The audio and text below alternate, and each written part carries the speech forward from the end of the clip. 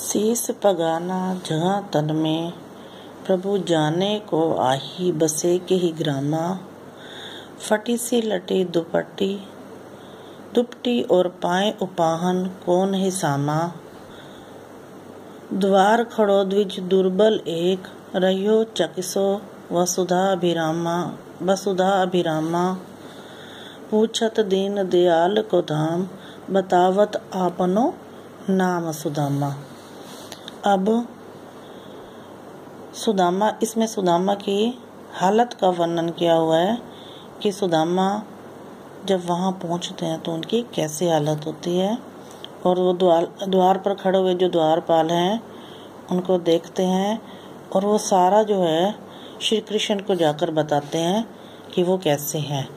शीस पगाना जगह तन में, पगा होता है जो पगड़ी और शीस होता है सिर।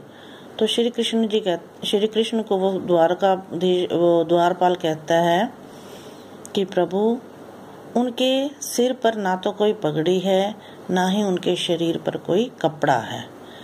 पगा पगड़ी, शीस सिर पर, जगह मीन्स कपड़ा, तन में शरीर में, ना उनके शरीर में कोई कपड़ा है और ना इनके सिर पर कोई पगड़ी है।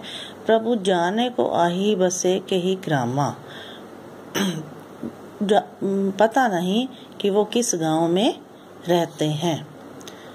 धोती फटी सी लटी दुपट्टी और पाए उपाहन को नहीं सामा।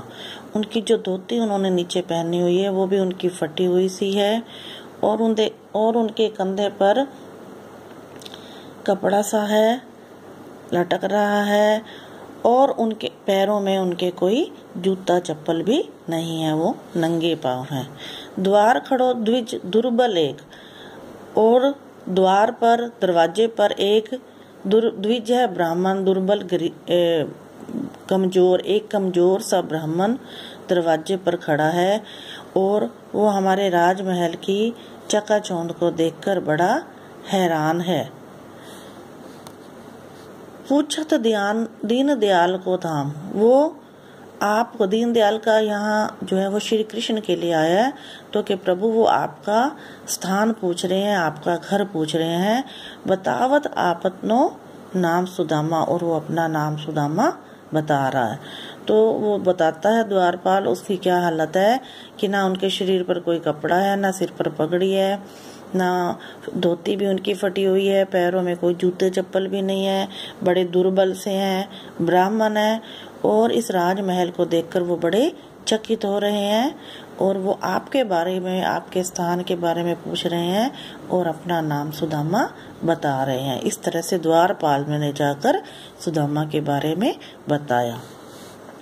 अब सुदामा का जैसे ही श्री कृष्ण ने नाम सुना तो उसका नाम सुनते ही वो द्वार की तरफ भाग पड़े और फिर उन्होंने आगे क्या कहा। ऐसे बेहाल बिवाइन सो, पग कंटक जाल लगे पुनि होए। हाय महादुख पायो सखा, तुम आए इतेना किते दिन खोए। देखी सुदामा की दीन दशा, करुणा करके करुणा निधि रोए। पानी परात को हाथ छुओ नहीं, नैनन के जल सो पग धोए। तो उसकी हालत को देखकर उनके जो पाँव की जो एड़ियाँ थी, बिवाइन होता है पाँव की जो एड़ियाँ फट जाती हैं, उनके पाँव की बड़ी बुरी हालत थी, वो सारे फटे हुए थे। और कंटक होता है कांटे, और उनके कांटों का जाल उनके पाँव में था कि कांटे ही कांटे लगे हुए थे, क्योंकि इतनी दूर से वो खाली नंगे पाँव ही पैदल चलते आ रहे थे। तो श्री कृष्ण को बड़ा दुख होता है और वो कहते हैं, उनके फटे हुए पाँव को देखकर कहते हैं कि हे सखा, कि तुम इतने दिन कहाँ थे और तुमने तो बड़ा दुख पाया है अपनी जिंदगी में, तुम तो बड़े दुखी हो, तुम इतने दिन कहाँ थे।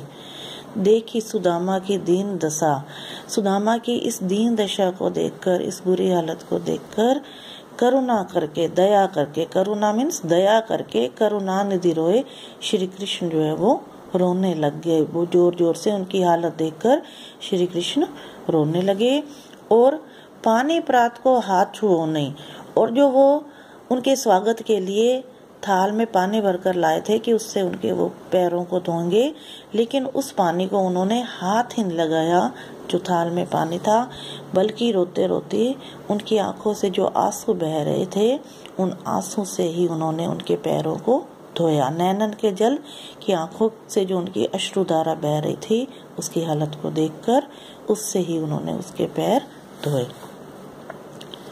कछु भाभी हमको दियो सो तुम काहे ना देत, चापी पोटरी कांख में रहे कहो के ही है तू।